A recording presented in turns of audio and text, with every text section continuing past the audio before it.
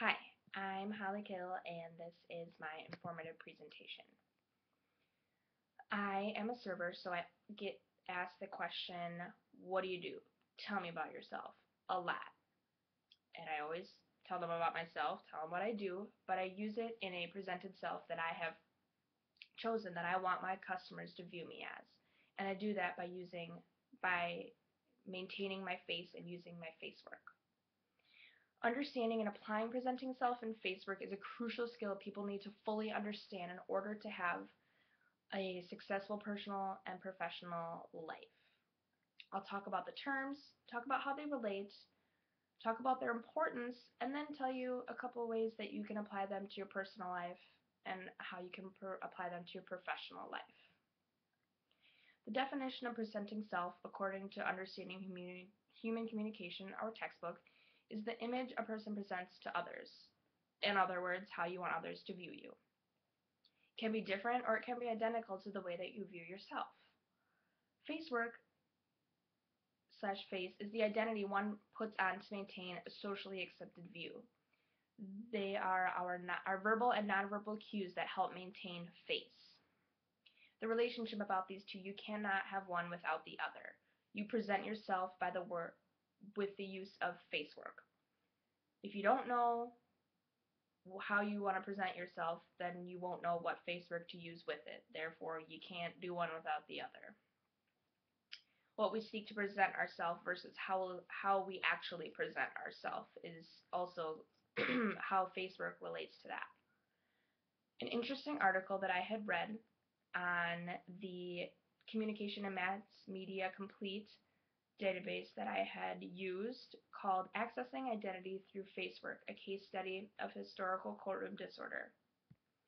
Talked a little bit about how when you feel that your self-image or your perceived self is under threat, you're going to derive from the situation and turn it around a little bit. That's to make it seem more favorable to your self-image. So if you feel that somebody is seeing through your image, or they're really not buying your presenting self, and they really don't think that that's you, then you're going to feel a little threatened, and you're going to use what they're saying and what you're saying to make your image more presentable and make it stronger, and because you want them to believe that this is who you are, because it is really who you are. They're really important to understand because they help you communicate. You take on so many different roles during the day. I take on a sister, a daughter, a coworker, an employee, a customer. Those are the roles that I'm referring to. For each different one, I might have the same presenting self or completely different ones. And it's really important to understand that you have different presenting self for each situation and each role that you take on. Therefore, you might have the same or different face work that go along with it. You need to use your correct face work with the correct presenting self through the whole day, and just being cognizant of that is a really crucial skill, or else you're just going to have cues and clues all over the place and no one's going to understand how you're trying to present yourself. A great way to apply these terms to your personal life is through Facebook. You control your profile picture, everything that's on your wall, all of your text, your bio, you control all of that. It's how you're presenting yourself to the world, your readers, your friends. It's how you want others to view you, which is presenting yourself. That's how you apply it to your personal life. Maybe you can go take a look at your Facebook profile and be like, you know what, is this really how I'm presenting myself? Is this how I want others to view me as? So if I were to meet you just by looking at your Facebook profile, I'm going to have a certain judgment about you. Not judgment, but I'm going to have a certain view about you. Is that what you want me to have?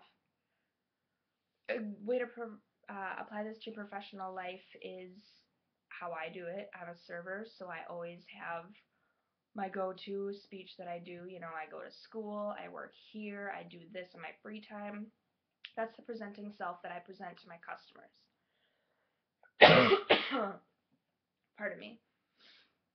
According to my work, there's certain things that I have to present myself as, and there's certain things that I obviously can't say. I can't say actual, maybe things that aren't appropriate to say that I like to do in my free time. Like, yeah, I like to go have a drink at the bar, or I like to do this. Like, some things you can't say, which is the presenting self. I'm presenting myself to my customers as this, this wonderful girl who's, willing to get you any information you need to know about the menu, and I'm here to serve you. That is my job, and that is how I need to present myself. So all in all, hopefully you're able to define these terms, understand the relationship, realize why they're so important to understand, and maybe you'll know how to apply them to your professional and now your personal life through Facebook. And now maybe you can realize why I think they are such crucial skills that you fully need to understand in order to have a successful personal and professional life. Thanks.